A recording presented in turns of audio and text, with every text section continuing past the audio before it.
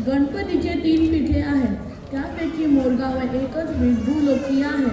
दुसरे 2 पीठे म्हणजे कैलास आणि आदिशेष पाताळ. मोरगावला खूप महत्त्व आहे. असे म्हणतात, त्रेतायुगात सिंधू दैत्याला मारायला गणपतीने अवतार घेतला. 6 हात, शुभ्रकांती आणि मोरावर बसलेला हाच गणेश म्हणजेच आपला मोरेश्वर किंवा मयुरेश्वर. सिंधू दैत्याला मारल्यावर हाच मोर गणपतीने कार्तिकेयाला वाहन म्हणून दिला. मोरगावचे मंदिर पुणे जिल्ह्यात आहे. मंदिर जरी जुने असले तरी त्याची बांधणी खूप भक्कम आहे. मोरया गोसावी यांचे हे मंदिर खूप लोकप्रिय आहे. आपल्या रामदास स्वामींना सुचलेली सुखकर्ता दुःखहर्ता आरती तीही याच मोरेश्वराला पाहून. गणेश पुराणानुसार सृष्टीच्या प्रलयाच्या वेळी भगवान गणेश याच ठिकाणी येऊन योग निद्रा घेतील. तर अशा या मोरेश्वराच्या दर्शनाने सर्व भाविक आपल्या शास्त्रोक्त अष्टविनायक यात्रेची सुरुवात आणि सांगता करतात.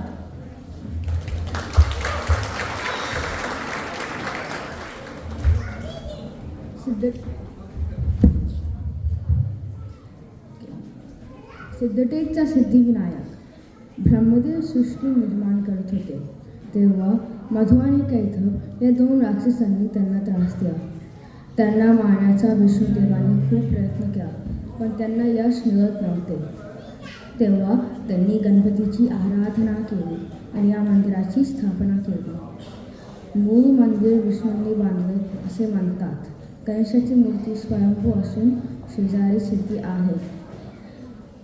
अहमदनगरमध्ये सिद्धटेक गावात एका टेकडीवर हे मंदिर आहे. असा हा सिद्धिविनायक अष्टविनायक यात्रेतला दुसरा आणि उजव्या सोंडेचा एकमेव गणपती आहे.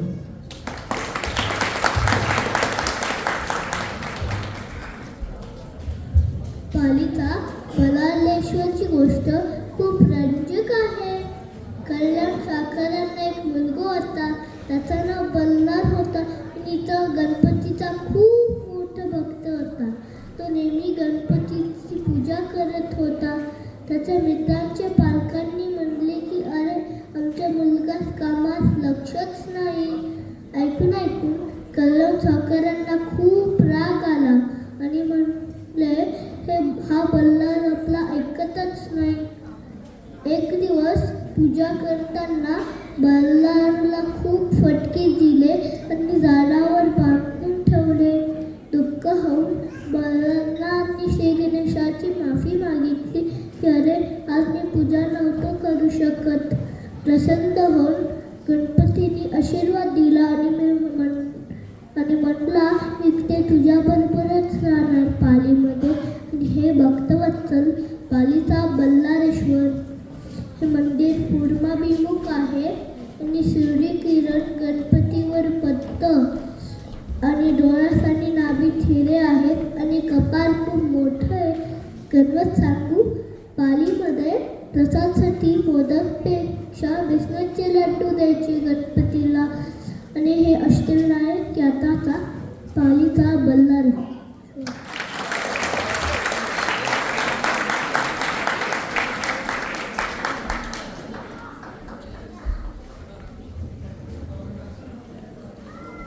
महडचा वरदविनायक. महड गावात एका गणेश भक्ताला स्वप्नात एकदा दृष्टांत मिळाला.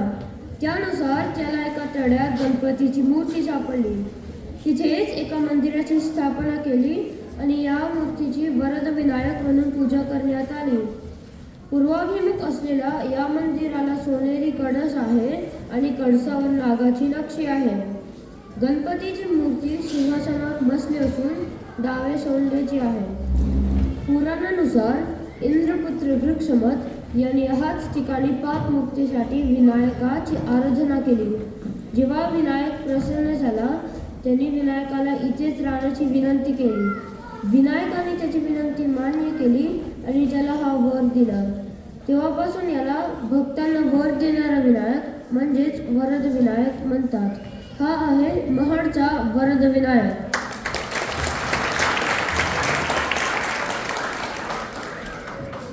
थेरडचा चिंतामणी. थेरडचा चिंतामणीचा गणपतीबद्दल 2 गोष्टी आहेत. ब्रह्मदेवाने आपले चित्त स्थिर करण्यासाठी याच ठिकाणी गणपतीची आराधना केली आणि तेव्हापासून ह्या जागेला थेऊर असे नाव पडले. कपिल ऋषींकडे असलेले चिंतामणी रत्न कुणा नावाच्या राजकुमाराने चोरले. ऋषीनाथ एका जात त्यांनी गणपतीनाथ ते रत्न गुणाकडून परत आणायला विनंती केली. गुणाचा पाठ करून गणेशाने ते रत्न ऋषींना परत दिले. पण ऋषीनाथ ते रत्न गणेशाने ते अर्पण केले आणि तेव्हापासून ह्या गणपती थेऊरचा चिंतामणी म्हणून प्रसिद्ध झाला. महादेवराव पेशवे इथेच गेले आणि रमाबाई पण येथेच सती गेले म्हणून सुद्धा ह्या गणपतीला ऐतिहासिक महत्त्व आहे.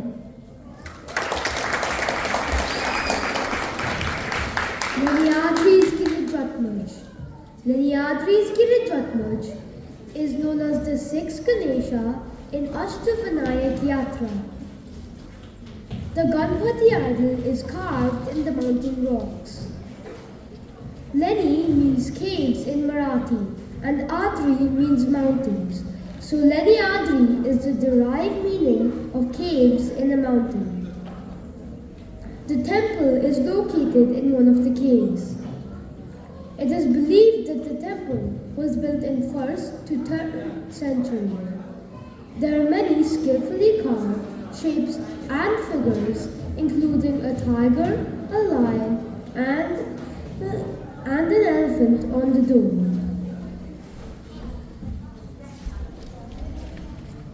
Surprisingly, there are no pillars found in many caves. This is because the temple has been carved in the mountain. The entrance is built in such a way that there is light inside the temple till natural light is available outside. Brilliant, isn't it? It is believed that this Ganesha was born to Devi Parvati after a long, arduous vratam in this cave. Atmaj means son, born to Girija, to Devi Parvati, inside a giri, which is mountain. Therefore, he is commonly referred to as Girijatmaj by all his devotees.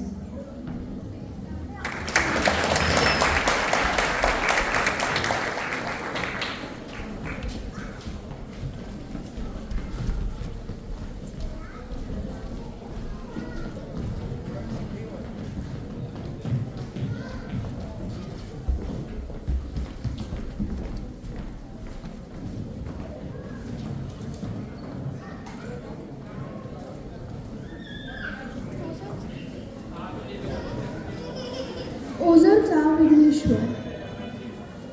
विघ्न म्हणजे बाधा आणि हर म्हणजे दूर करणारा. कामात येणाऱ्या अडचणींना दूर करणारा तो विघ्नहर. विघ्नासूर राक्षस सर्वच यज्ञांमध्ये बाधा आणू लागला. तेव्हा सगळ्या ऋषींनी गणपतीला विनंती केली. त्यानुसार गणरायाने युद्धात विघ्नासुराला हरवले. हीच ती जागा. विघ्नासूर गणपतीला शरण गेला.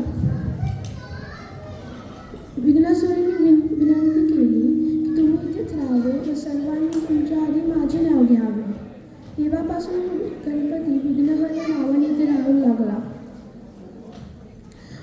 गणपतीच्या कपाळात हिरा असून डोळ्यांमध्ये माणके आहेत. मंदिराचा कळस सोनेरी आहे. म्हणूनच याला सर्व अष्टविनायकातला श्रीमंत गणपती म्हणतात.